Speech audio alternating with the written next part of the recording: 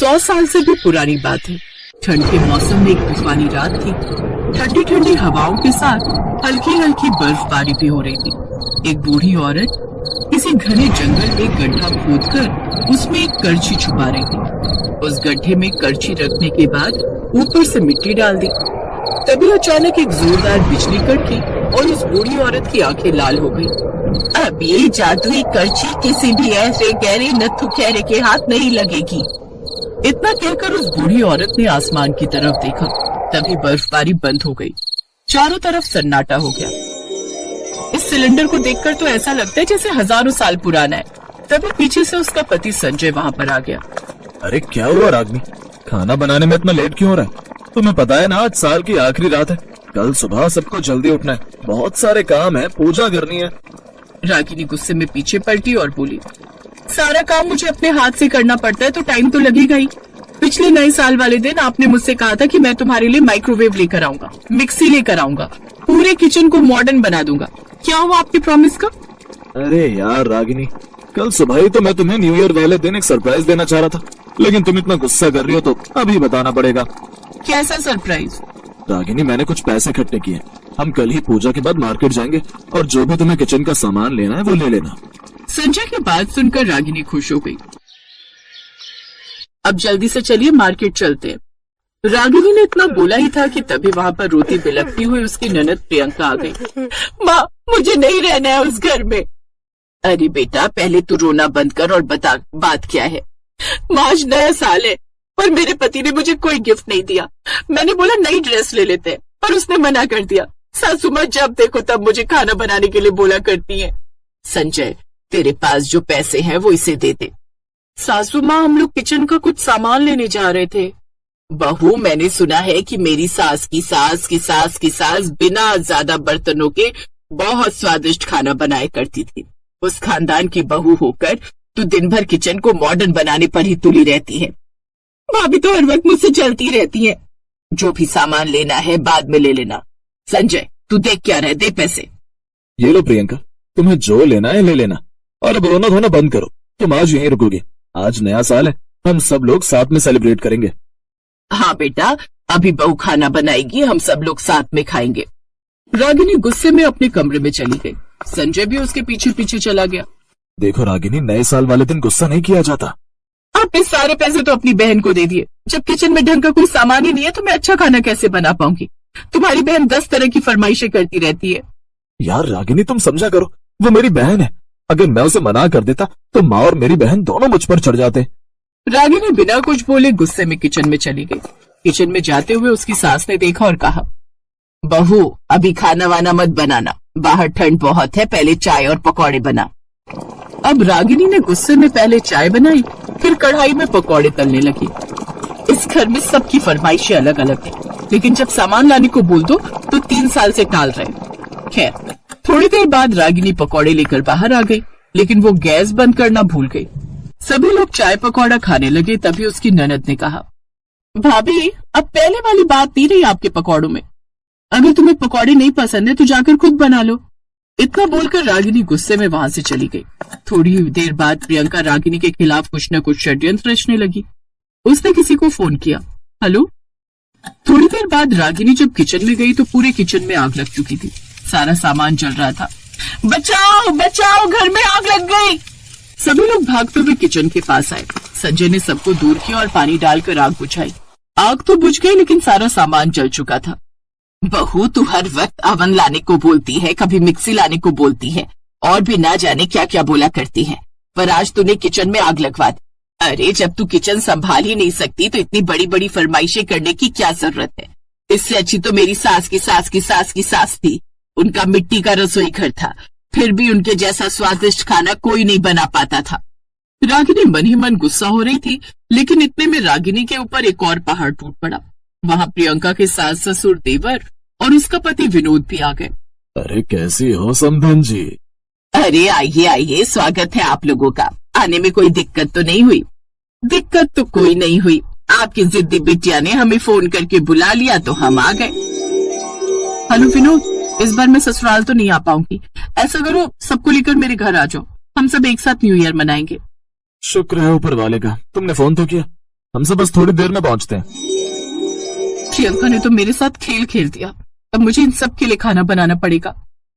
खैर, प्रियंका और संजय उन लोगों से बातें करने लगे। उधर रागिनी की सास ने एक बहुत बड़ी लिस्ट पकड़ा दी उसे। बहू, आज हमारी बिटिया के ससुराल वाले आए हैं, हमारी नाक नहीं कटनी चाहिए। ये रही लिस्ट, इसमें पनीर, पनीर कोफ्ता, आलू मटर, बैंगन का भरता, आलू के पकौड़े, प्याज के पकौड़े, इस तरह के 50 तरह के व्यंजन तुझे बनाने हैं। सासू माँ, रसोई सारी जल चुकी है हमारी, और इतना सारा खाना इतनी जल्दी मैं कैसे बना पाऊंगी? मेरी सास की सास कुछ ही देर में इतना स्वादिष्ट खाना बना देती थी कि सभी लोग उंगलियां चाटते रह जाते थे, और तू यहाँ बहाने बना रही है। और रही बात रसोई घर की, तो मैं अभी संजय को बोल देती हूँ। संजय बेटा, जरा इधर आना। उसने संजय को बुलाकर रसोई के बारे में बताया। संजय तुरंत दौड़कर जंगल गया, वहां से कुछ लकड़ियां काटकर लाया और एक झोपड़ी जैसी रसोई बना दी। रागिनी, मैंने रसोई बना दी है, जाओ देख लो जाकर। रागिनी भागकर बाहर आई। जैसे ही वो रसोई घर के अंदर घुसी, उसने देखा कि बहुत सारे चूल्हों पर बहुत सारी हांडी में खाना पहले से ही पक रहा था। ये देखकर रागिनी हैरान हो गई। ये क्या हो रहा है? इतना सारा खाना एक साथ पक रहा है, पर मैंने तो अभी कुछ किया ही नहीं। सारा खाना सिर्फ आधे घंटे में बनकर तैयार हो गया। रागिनी ने खाना सर्व किया, जिसे खाकर सभी बहुत खुश हुए। प्रियंका, कुछ सीख अपनी भाभी से। इतना स्वादिष्ट खाना तो मैंने आज तक किसी रेस्टोरेंट में भी नहीं खाया। मेरा खेल उल्टा कैसे पड़ गया? इसके बाद रागिनी की ननद ने 2-3 बार और भी नई नई फरमाइशें कर दी। रागिनी फिर से थोड़ी देर में खाना बनाकर ले आई। प्रियंका, तू बार बार अपनी भाभी का टेस्ट क्यों ले रही है? देख कितने समय में इतना स्वादिष्ट खाना बनाकर ला रही है। तू है कि हर वक्त लड़ाई किया करती है, सारा खाना चला देती है। बहू, समधन जी ने बिल्कुल सही कहा। तूने तो बिल्कुल वैसा खाना बना दिया जैसा शायद मेरी सास की सास बनाया करती थी। आज मैं अपने सारे गहने बेचकर तुझे पैसे देती हूँ। तुझे जो भी सामान लाना है ला, रेस्टोरेंट खोलना है रेस्टोरेंट खोल, तुझे जो भी करना है कर। मैं पहली बार आज तुझसे बहुत खुश हूँ। ऐसा खाना तो आज तक मैं भी नहीं बना पाई। तो इस तरह रागिनी के हाथ का खाना खाकर सभी बहुत खुश थे, लेकिन रागिनी अकेले में बहुत परेशान थी। सासू माँ ने पहली बार मेरी तारीफ की।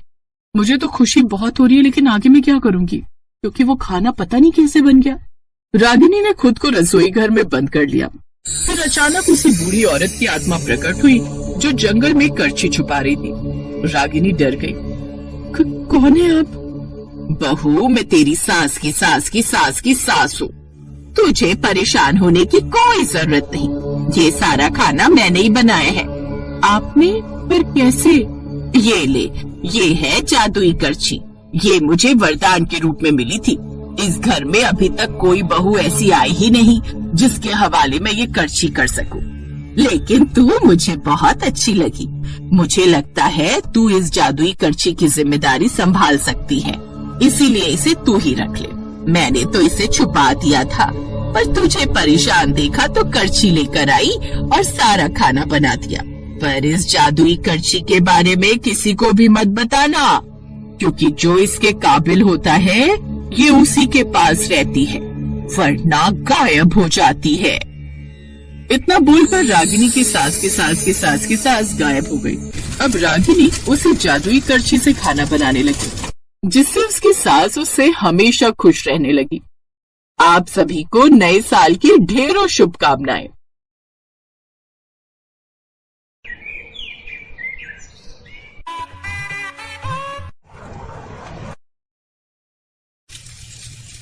ससुराल आते ही शीतल रसोई में चली गई, क्योंकि उसकी सास विमला ने उसे रसोई में जाने के लिए कहा। वहाँ शीतल की जेठानी सीमा पहले से ही खाना बना रही थी।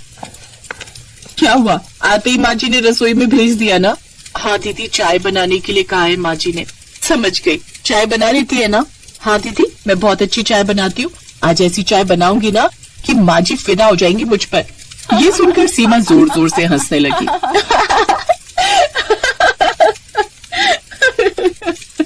क्या हुआ दीदी, हंस क्यों रही हो? माँ जी को खाना खिलाकर इम्प्रेस करना नामुमकिन है। माँ जी कुछ न कुछ कमी निकाल ही लेंगी। शीतल ने मन में सोचा कि उसकी जेठानी सास के खिलाफ उसे भड़का रही है।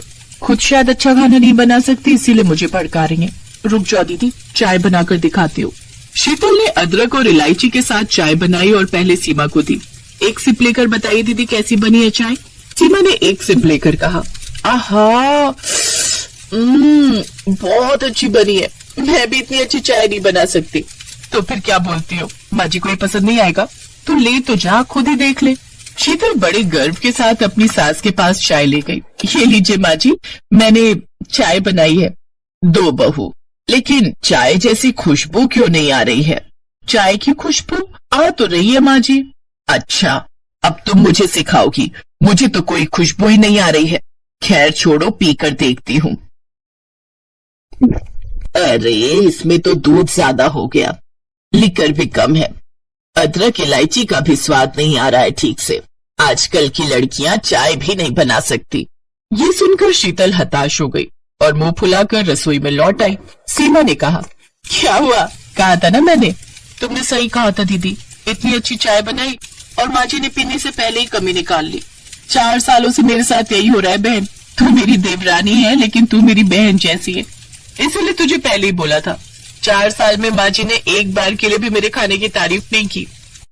ये तो गलत है ना दीदी, अभी गलत का देखा क्या है, ये तो सिर्फ शुरुआत है। तभी विमला ने चिल्लाकर कहा, छोटी बहू, चाय तो बनी नहीं तुमसे, आज दोपहर का खाना तुम बनाओ। ठीक है माँ जी, शीतल ने भी चिल्लाकर जवाब दिया। उसके बाद वो खाना बनाने की तैयारी में लग गई। सीमा भी उसकी मदद करने लगी। अभी तक सब्जियां नहीं काट पाई? हाँ, दोनों ही निकम्मे हो एकदम। लेकिन माँ जी, अभी तो सिर्फ 10 मिनट ही तो हुए हैं। हाँ तो मैं 10 मिनट में 10 सब्जियां बना लेती थी। आजकल की लड़कियों में वो बात ही कहाँ है। जल्दी करो, मुझे भूख लगी है। बिमला चली गई। देखा, अभी तो देखती जा, माँ जी कम से कम 10 बार आएंगी और ताना मार कर जाएंगी। बिमला हर 10 मिनट में आती रही और ताना मारती रही। तुम दोनों को तो वापस तुम्हारे मायके रख कर आना चाहिए, मुझे ऐसी निकम्मी बहू नहीं चाहिए। और जब खाना बनकर तैयार हुआ तब बिमला ने कहा, कितनी देर लगा दी तुम दोनों ने? इतनी देर से बस 5 पकवान ही बन पाए हैं। हाँ, हे भगवान, मुझे उठा लो। खैर, खाना दो। और खाना खाते हुए बिमला चिल्लाने लगी, ये कोई सब्जी है? स्वाद ही नहीं है कुछ, ना अदरक का स्वाद है और ना ही जीरा का। नमक कम हुआ है वो अलग। क्या बकवास खाना है ये। ससुराल में पहले ही दिन ये सब सुनकर शीतल अंदर से टूट गई। सीमा ने उसे समझाया, दुखी मत हो, मैं 4 साल से ये सह रही हूँ, तुझे भी इसकी आदत पड़ जाएगी। लेकिन माँ जी ये सब करती क्यों है?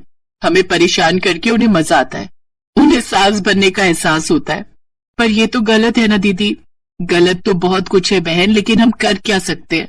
हमारे नसीब में तो यही लिखा है। नहीं नहीं, भगवान सब देख रहे हैं, भगवान सब कुछ ठीक कर देते हैं। ठीक है, देखते हैं, चल अब खाना खा ले, नहीं तो बीमार पड़ जाएगी। इतना कुछ सुनने के बाद शीतल के गले से खाना उतर नहीं रहा था। उसने किसी भी तरह खाना खाया और हर रोज ये सिलसिला चलता रहा।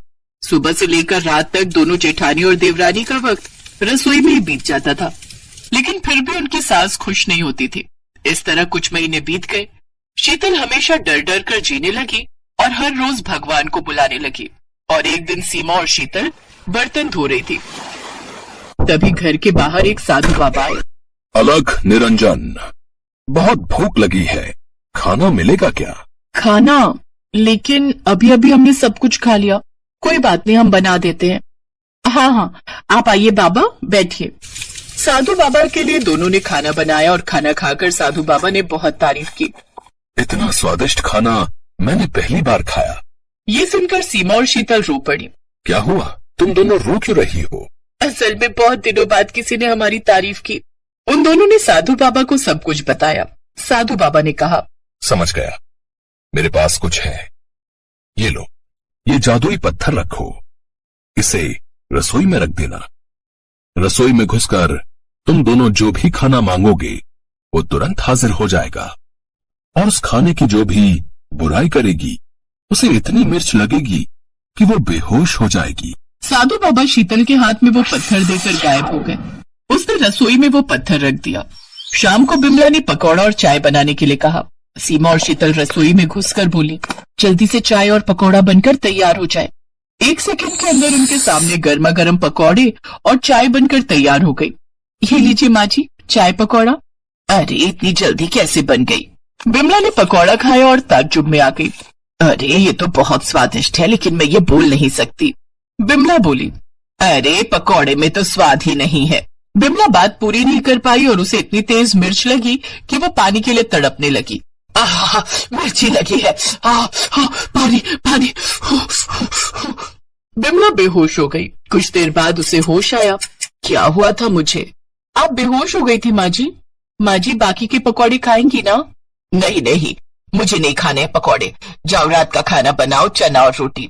सीमा और शीतल रसोई में जाकर बोली, जल्दी से चना और रोटी बनकर तैयार हो जाए। चना और रोटी तुरंत तैयार हो गई। बिमला ने कहा, अरे इसमें तो नमक ही। फिर से बिमला को मिर्ची लगी और वो तड़पने लगी। कितना तीखा। इतना तीखा तो नहीं था। अचानक से क्या हो गया? बहुत अच्छी बनी है, बहुत स्वादिष्ट बनी है चना रोटी। ये कहते ही अचानक से तीखापन खत्म हो गया। अरे ये क्या हुआ? मैं खाने की बुराई नहीं कर सकती क्या? बिमला समझ गई। उसके बाद से उसे हर बार तारीफ करनी ही पड़ी। और इसी तरह जादुई पत्थर की वजह से देवरानी जेठानी की रसोई जादुई बन गई और उन दोनों को सास के ताने से मुक्ति मिल गई।